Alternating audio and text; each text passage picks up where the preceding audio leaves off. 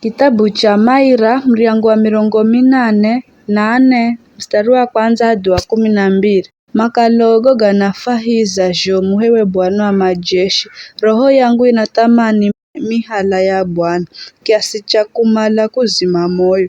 Moyo wangu na mwili wangu wose vinampigira lonzo lwa fahiro Mrungu aliye moyo.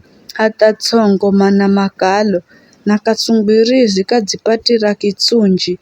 Kaikamo makinda gakwakwe hehi na kijaja cha kwako cha kumbozera sadaka hewe Bwana wa majeshi, mtawali wangu na Mlungu wangu.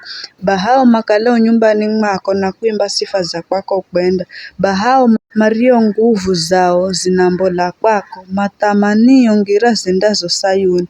Makiraho kaiza videte jabaka, manarihenda rikale na vidzuho. Na vula ya kwanza ni kuridzaza baraka, manaenderera kupata nguvu zaidi na zaidi. Kila mwenga ni kuonekana mbele za Mlungu kuko Sayuni. Sikira hoyo rangu hewe Bwana Mlungu wa majeshi, sikira hewe Mlungu wa Jacob.